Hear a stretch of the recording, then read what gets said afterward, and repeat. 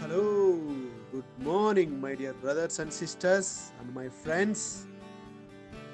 2025 చివరి రోజులో ఉన్నాం. క్షణం అత్యంత అద్భుతమైన సూక్ష్మకాలం. 2025 సంవత్సరంలో మన చేతుల నుండి ఎన్నో క్షణాలు చేజారి వెళ్ళిపోయి ఉన్నాయి. ఈ 2025 చివరి క్షణాల్లో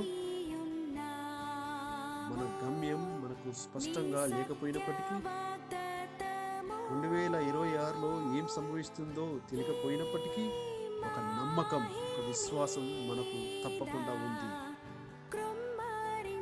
మన మార్గములను యెహోవాకు అప్పగించుదాం. ఆయన యందు నమ్మిక ఉంచుదాం. ఆయనే గొప్ప కార్యములు చేయువాడు. ఈ క్షణం మనందరికీ ఒక గొప్ప పరీక్ష ఉండవచ్చు, కానీ అది అంతము కాదు. 29:11 ప్రకారం దేవుడు మనల్ని ఎంతగానో బలపరుస్తున్నాడు. నేను మీకు కలిగి ఉన్న ఆలోచనలు శాంతి కలిగించినవే కానీ ఆపదలు కలిగించినవి కావు. కనుక 2025లో జరిగినటువంటి ఆలోచనలు ఏదైనా సరే అది మనందరికీ మేలు కలిగించేటువంటి ఆలోచనే. మనం ఒక బాటసారులమే కానీ మన అడుగులు ఆపము. మన ప్రయాణం సాగుతూనే ఉంది, ఇంకా నడుస్తూనే ఉంది. మనకు తోడుగా సర్వశక్తివంతుడైనటువంటి దేవుడు ముందుగా ఉన్నాడు. యెషయా 41:10 ప్రకారం, భయపడకము, నేను నీతో ఉన్నాను. మనల్ని ఎంతగానో బలపరుస్తున్నాడు.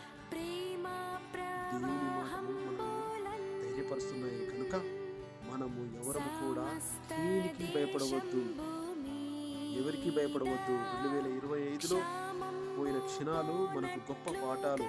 2026కి స్ఫూర్తి. గడిచిన క్షణాల్లో మనము ఏది అయితే ఆపేశామో దానిని నూతన సంవత్సరంలో పూర్తి చేద్దాం.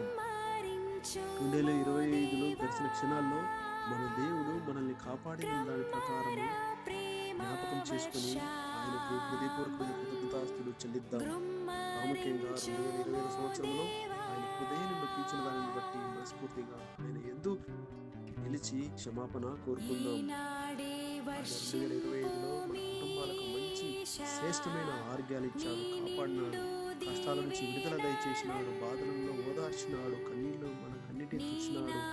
మన పిల్లలకు, మన పెద్దలకు, మన పాడి పంటలకు ఆయన తోడుగా ఉన్నాడు, ఆశీర్వదించాడు, ఎన్నో మేలులు చేశాడు, మనల్ని ప్రాముఖ్యంగా సజీవంగా ఉంచాడు. అన్నిటిని జ్ఞాపకం చేసుకుంటూ ఆయన హృదయపూర్వకంగా కృతజ్ఞతాస్తులు చెల్లించుకుంటూ 2025 గుడ్ బై చెప్దాం. God bless you all.